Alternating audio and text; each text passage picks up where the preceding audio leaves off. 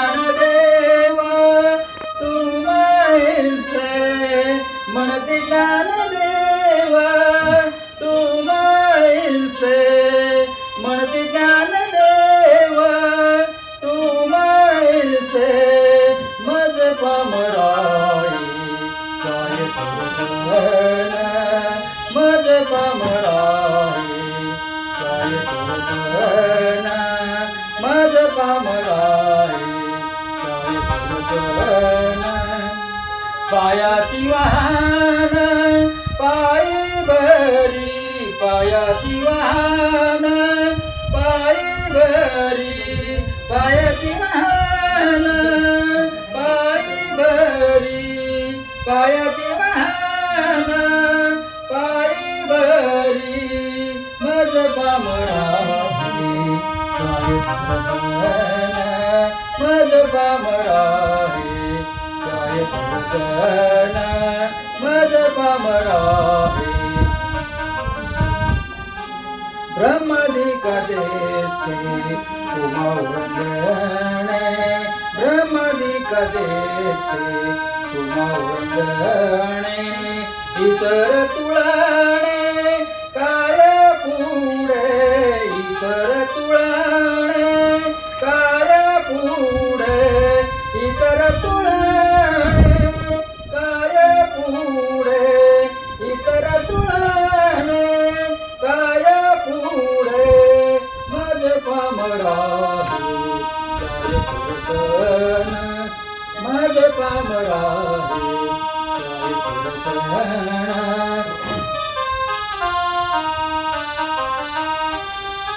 तू कमळने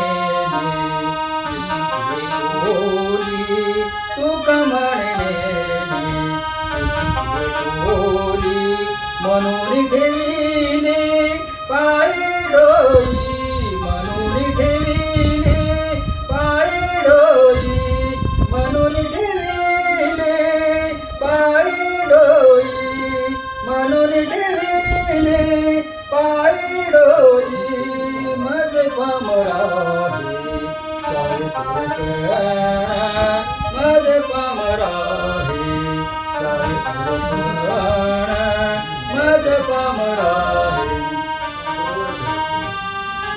पायाची वाहन पायीवरी पायाची वाहन पायीवरी पायाची वाहन पायीवरी पायाची वाहन पायीवरी मज पामराही काय पुरतन मज पामराही काय पुरतन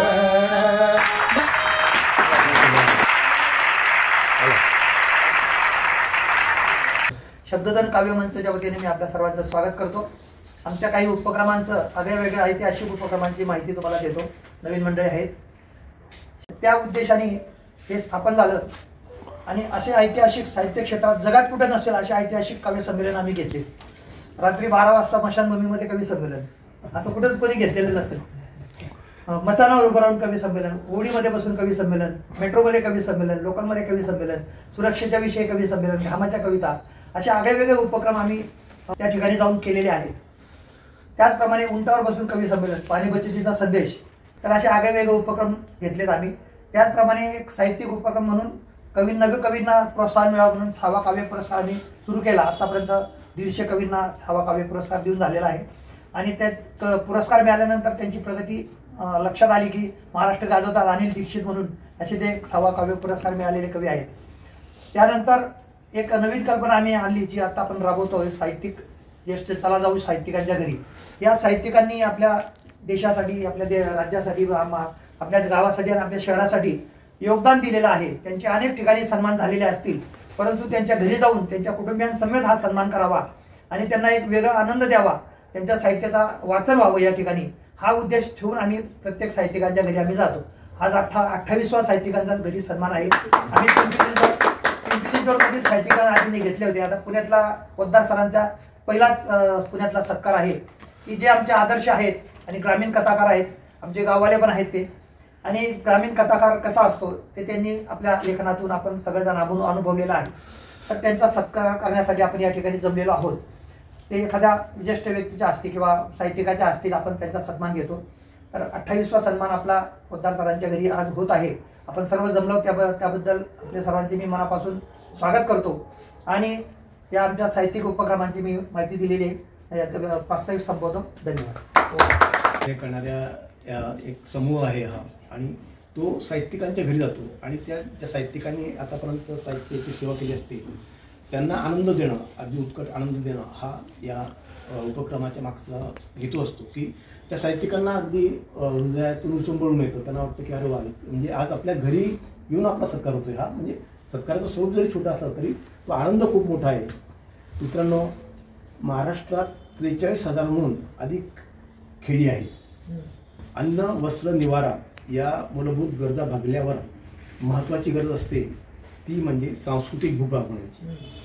खरं म्हणजे प्रत्येक माणसाला व्यक्त व्हायला आवडतं आणि व्यक्त होण्यासाठी सर्वात आवडतं ठिकाण असतं ते म्हणजे गावातला पार. या पारावर शिवपाच्या गप्पांपासून अनेक गोष्टींचा शाब्दिक खल होतो. सुखदुःखाच्या भावनांची देवाणघेवाण होते. नेमकी हीच बाब ग्रामीण कथालेखकांनी ओळखली.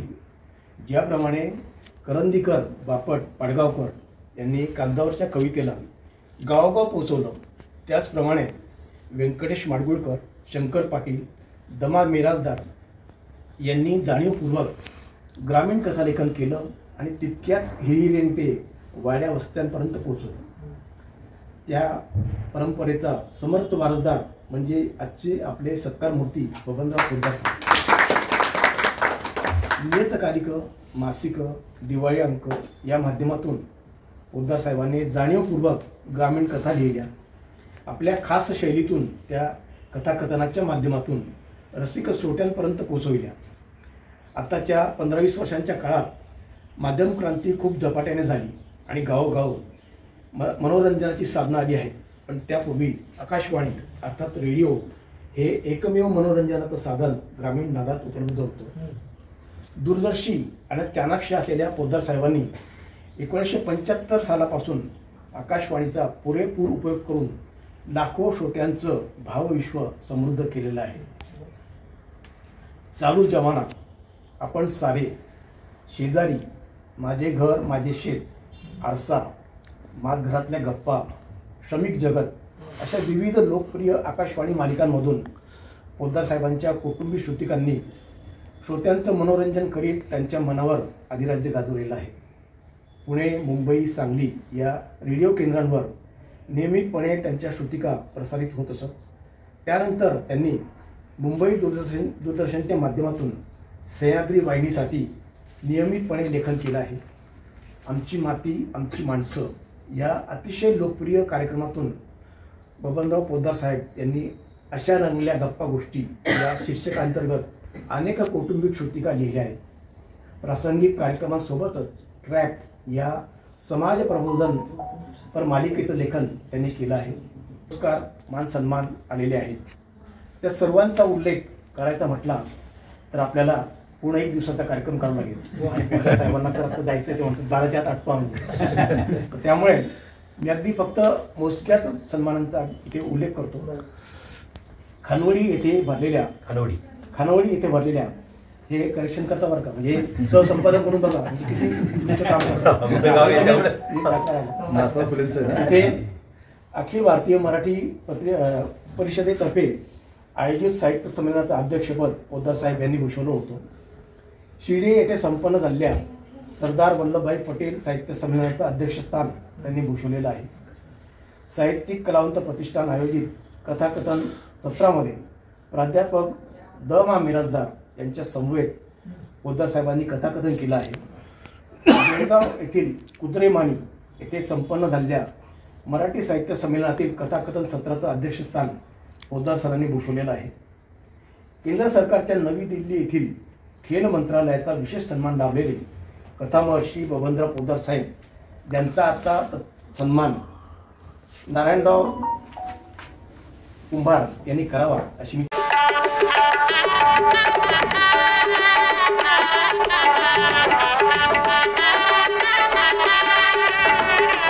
कसं आहे, बबनराव पोद्दार सर आहे ना, एक फार मनमोकळं व्यक्तिमत्व आहे. म्हणजे माझ्या पाहण्यात आलं, गेल्या कित्येक वर्षापासून मी त्यांच्याकडे येते. खडकमाळ आलेला ते राहत होते तेव्हा पण त्यांच्या घरी यायचो मी. तर एकदा मी असंच घरी आलो, त्यांच्या प्रसंग सांगतो की घरी आलो, ते बसले होते, मी बसलो होतो खडकमाळ आळीमध्ये त्यांच्या घरात. त्याच्यानंतर नाही का त्यावेळेला माझी आई वारलेली होती आणि आई वारलेली असल्या त्या पिरियडमध्ये नाही का मी 2-3 वर्षानंतर मी कथा लिहिली. ती आईवरच होती माझ्या स्पेशल. आता ते कथाकार आहेत ना, आता कथाकारालाच कथा सांगणारा एक कोणतरी, मला काय म्हणायचे की जे महाराष्ट्रभर गाजलेले कथाकार आहेत त्यांना आपण आपली कथा ऐकवायला पाहिजे. म्हणजे त्याच्यात काही त्रुटी राहतात ते सांगू शकतात आपल्याला. तर त्या पद्धतीने त्यांनी मला ऐकायला घेतलं. ते म्हणजे चल सांगायला सुरुवात करा तुम्ही कथा. मी कथा भावना पूर्ण नाही का सांगत गेलो. काय सांगावं, इतक्या हळव्या मनाचा माणूस आहे हा की त्यांच्या डोळ्यातून पाणी यायला लागलं, रडायला लागले ते माझी कथा ऐकून. तर त्यांच्या डोळ्यात पाणी आलं, माझ्या डोळ्यात पाणी आलं, मला आईची आठवण आली, त्यांना आईची आठवण आली असेल बरं का. आम्ही दोघे रडतोय, मन मोकळं केलं आम्ही दोघांनी, खरं करायचं. मन मोकळं केलं त्यावेळेला आणि आनंदी झालो. त्याच्यानंतर असा योग आला की शब्दधन काव्यमंचचा छावा काव्य पुरस्कार आपण प्रतिवर्षी देत असतो. दरवर्षी 5 नवीन कवींना प्रोत्साहन म्हणून छावा काव्य पुरस्कार देतो. आज ज्यांनी छावा काव्य पुरस्कार घेतले ते महाराष्ट्र गाजवीत आहेत. असे बरेच साहित्यिक आपल्या कवी लेखक आपल्या भागात आहेत की त्यांनी सुरुवातीला ते आम्हाला म्हणतात नेहमी की तुम्ही हा छावा काव्य पुरस्कार आम्हाला दिला आणि आम्हाला नाही का काय त्याची ऊर्जा प्राप्त झाली तर आम्ही नाही का महाराष्ट्रभर गाजायला लागले सगळे. आणि कबुली ऐका, ती कबुली देणं म्हणजेच नाही का संस्थेचं यश म्हणायचं. परंतु एका छावा काव्य पुरस्काराच्या कार्यक्रमाला मला वाटतं अरुण अडसूळ जे प्रभारी कुलगुरू होते आपल्या पुणे विद्यापीठात, त्यांना बोलवायला सुभाष चव्हाण मी गेलो होतो. प्रसंग दिसतात असे की त्यांना भेटणं, कुलगुरूंना भेटणं एवढं सोपं काम नाहीये. तिथं झाडाझडती होतात, खिशे तपासले जातात, आतमध्ये जातात, ते पोलीस विचारतात कशासाठी आले काय आले. तिथं 2 पोलीस बंदोबस्ताला असतात आणि एवढ्या ह्याच्यातून म्हटले 2च मिनिटं मिळेल संधी तुम्हाला, तेवढ्यात काय असेल ते तुमचं सांगून घ्या, पत्र द्या. बरं का, त्यांना पत्र द्यायचं त्यांना. सुभाष चव्हाणांनी मी गेलो आणि मग तिथं आतमध्ये गेलो तर 2 मिनिटं म्हणता 10 मिनिटं आमच्याशी गप्पा मारल्या अडसूळ सरांनी. आणि त्यांना खूप भावलं. ते म्हणले मी पण कवी आहे, मग येतो मी. आणि मग म्हटलं त्यांच्याबरोबर आणखीन पाहुणे म्हणून कोणाला बोलवायचं, तर मग मी पोद्दार सरांना फोन केला. त्यांनी अजिबात कोणता आडेवेडे घेतले नाही, काय नाही, मला गाडी पाठवा म्हणले नाही, काहीच बोलले नाही. येतो एवढंच बोलले आणि आले. आणि तो छावा माझ्याकडे फोटो आहेत बरं का ते वृत्तपत्रातले की ते कार्यक्रमाचे की अडसूळ बसले, तुम्ही बसले तर पुरस्कार नॉवेल ग्रुपमध्ये घेतला होता अमित गोरखे. हा, तर तो कॉलेज तर ते असे इतके मन मोकळे आहेत. आता मध्यंतरी ते पिंपळेगुरवला आले होते एका कार्यक्रमाला. ते म्हणले सुरेश अरे मी पिंपळेगुरवला येतोय. मी म्हटलं कुठं? मग आता मला सगळं कानाकोपरे माहिती आहे. ते म्हणजे हॉटेल काय ती सृष्टी का काय त्याच्याजवळ. म्हटलं बरं हरकत नाही या तुम्ही. तर त्याप्रमाणे ते आले. त्यांनी आम्ही दोघं एकत्र जेवलो त्या दिवशी. हां, आणि तिथं मी जेवणासकट सगळं ठेवलं होतं त्यांनी. आणि मग तो कार्यक्रम झाल्यानंतर मग म्हटलं सर तुम्ही कसे जाणार आता, मग घरी घेऊन गेलो त्यांना. म्हटलं इतक्या जवळ आल्यानंतर आपल्या घरी तर न्यायला पाहिजे त्यांना.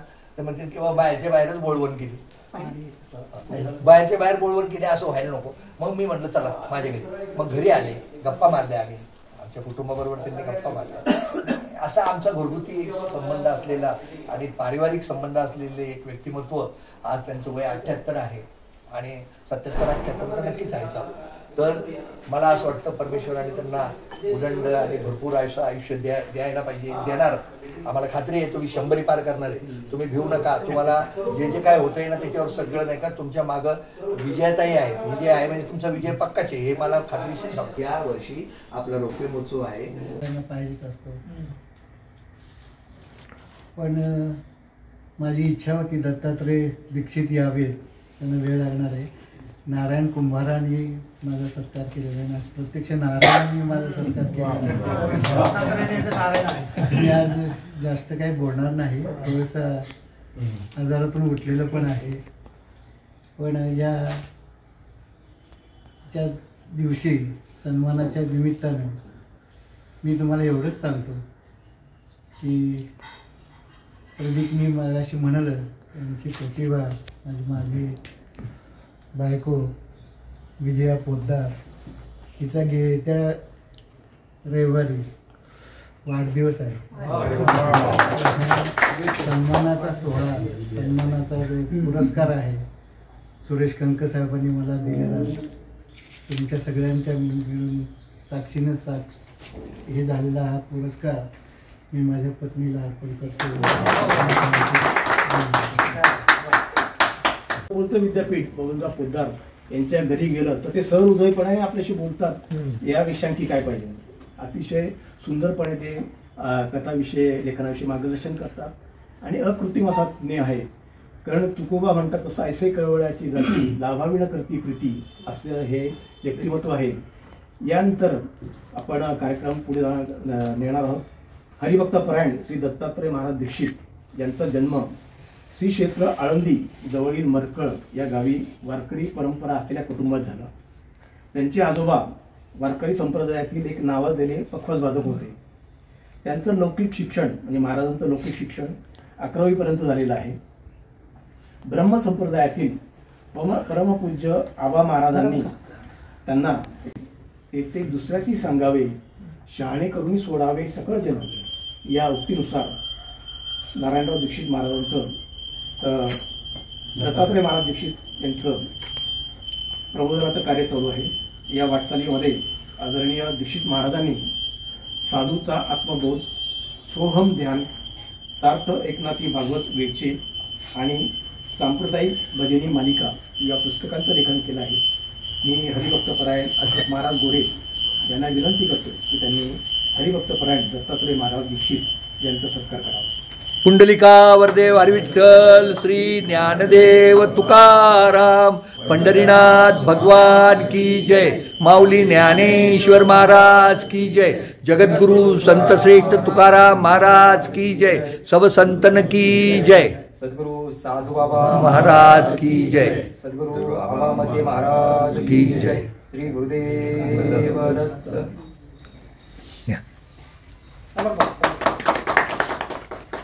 कवी संजीवांच्या सहवासात लहानपण केल्यामुळं आणि कवी आणि लेखक कसा असतो हे मला लहानपणापासून माहीत आहे. कारण कवी संजीव म्हणजे कृष्ण. आज सत्कार मूर्तींना 2 दिग्गज व्यक्तींच्या हस्ते सत्कारित करण्यात योग आला. म्हणजे प्रत्यक्ष नारायण आणि दत्तात्रय असे आध्यात्मिक क्षेत्राचे 2 व्यक्तींच्या हस्ते गौरवांचा सत्कार झाला. म्हणजे गौरवराव खरोखरच भाग्यवान आहेत हे मानलं पाहिजे. मी तर कविता लिहायला नुकतीच सुरुवात केली होती आणि ते सगळं घेऊन सरांच्याकडे आले आणि म्हटलं मला मार्गदर्शन करा. त्यावेळेस ते म्हटले कविता ही लिहिली म्हणजे ती लिहिली, त्याच्यात बदल नाही. आणि इतक्या सुंदर कविता तुम्ही लिहिलेल्या आहेत, तुम्ही लिहित राहा. हा एवढा शब्द आणि तेवढंच पाठबळ मला इतकं मिळालं की कधी 16 संग्रह झाले आणि त्यातही एक कथा संग्रह झाली आणि कथा लिहिताना सुद्धा म्हणजे 1-2दाच त्यांनी मला मार्गदर्शन केलं आणि तो उत्कृष्ट असं मार्गदर्शन केलं की मी सहज कोरोनाच्या काळात सहज कथासंग्रह माझा तो लिहून जाईल. म्हणजे एखादा विद्यार्थी समजून किंवा गुरु कसा असावा तर बलसरांसारखा असावा.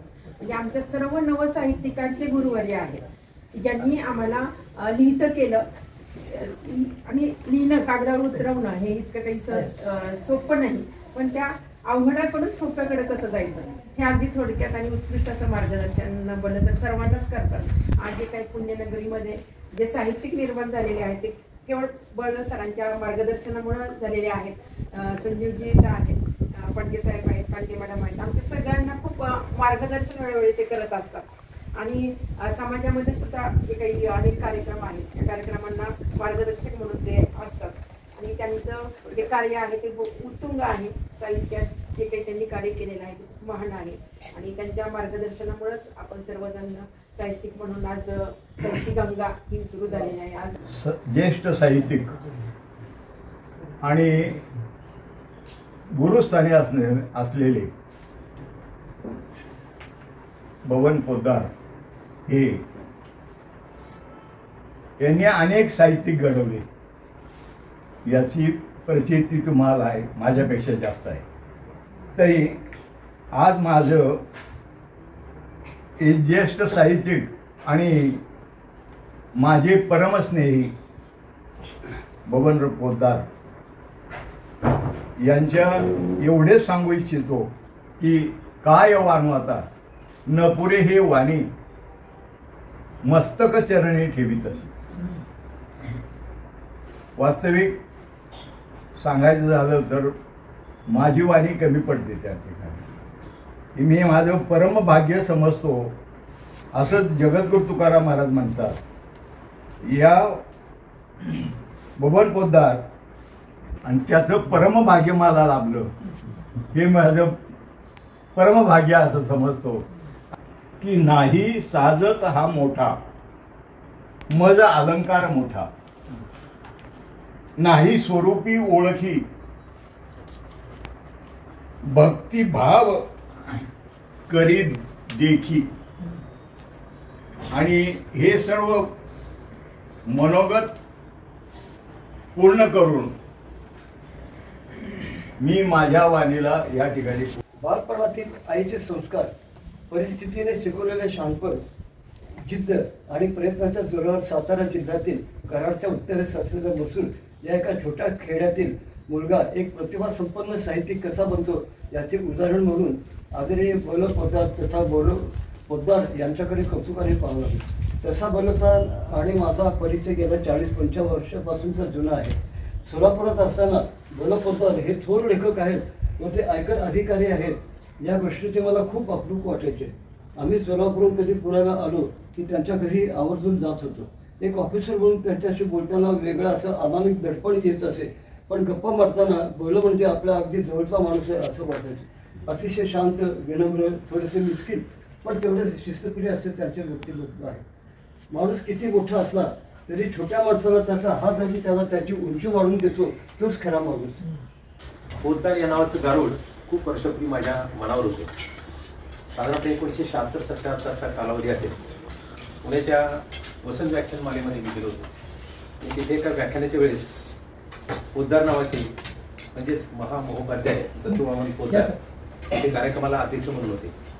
आणि त्यांचं जेव्हा अध्यक्षीय मनोगत मी ऐकलं तेव्हापासून पोद्दार नावाचं गारुड माझ्या मनावर होतं. परंतु त्या काळामध्ये पोद्दार म्हणजे फार मोठी व्यक्ती आणि आम्ही तर त्यावेळेस अगदी विद्यार्थी दशेत होतो. तर त्यावेळेस आपल्याला कल्पना असेल की आपण या मोठ्या साहित्यिकांच्या लोकांची आपण सह्या घेतल्या. माझ्याकडे एक सहीची होती डायरी होती, पण त्यांच्यापर्यंत आम्हाला जाता झालं नाही कारण की ताबडतोब वयस्कर होती. कार्यक्रम संपला की लगेच निघून गेले. तेव्हा मला असं वाटतं की या ग्रंथाला कुठेतरी आपण भेटावं, परंतु कधी तशी संधी मिळाली. परंतु पोद्दार नावाच्या साहित्य क्षेत्रातल्या एका महामहोपाध्यायाला नंतर प्रत्यक्ष भेटायला आणि त्याची संधी मला दोनदा मिळाली. याचा खरंच मला खूप आनंद वाटतो.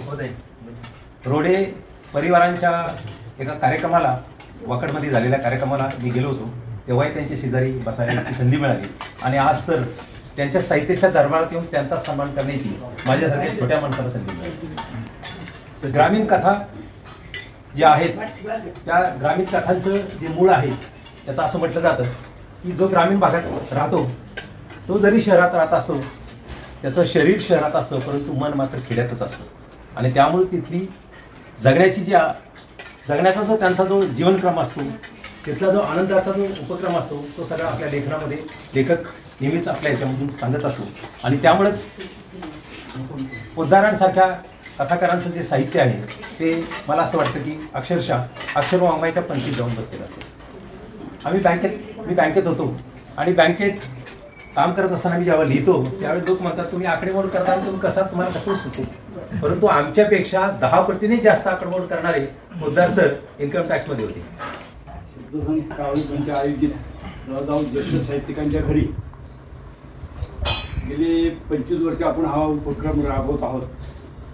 आज आपण ज्येष्ठ साहित्यिक आणि ग्रामीण कथाकार बबनराव पोद्दार यांच्या घरी नारायण कुंभार, प्रमुख पाहुणे आपले हरिभक्तपरायण दीक्षित महाराज, तसेच आपले इथले नाव आता काय आपला आठवत नाही. आपण यांच्या घरी चांगला एक कार्यक्रम आयोजित केला, त्यांचा सन्मान केला. सर्व साहित्यिक आपल्या सर्वांचा मी आभार मानतो आणि हा कार्यक्रम संपलेला आहे. जरा चुकीचे जरा बरोबर, जरा चुकीचे जरा बरोबर बोलू काही. चला दोस्त हो आयुष्यावर बोलू काही. जरा चुकीचे जरा बरोबर बोलू काही. चला दोस्त हो आयुष्यावर बोलू काही.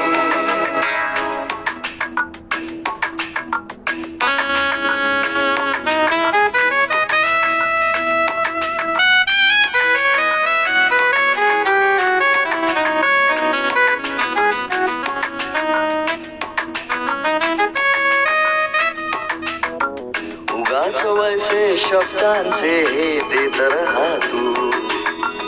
उगाच वैसे शब्दांचे देत रहा तू. उगाच वैसे शब्दांचे देत रहा तू. भिडले नाहीत डोळे तोवर बोलू काही. भिडले नाहीत डोळे तोवर बोलू काही. चला दोस्त हो आयुष्यावर बोलू काही.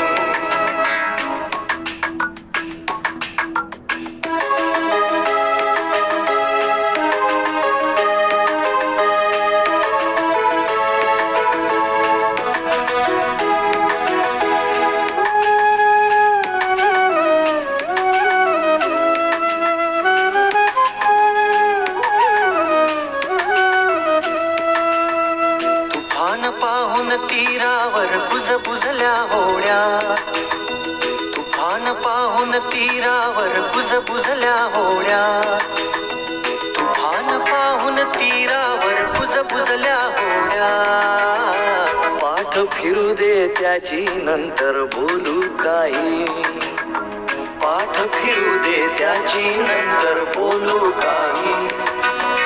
चला दोस्त हो आयुष्यावर बोलू काही.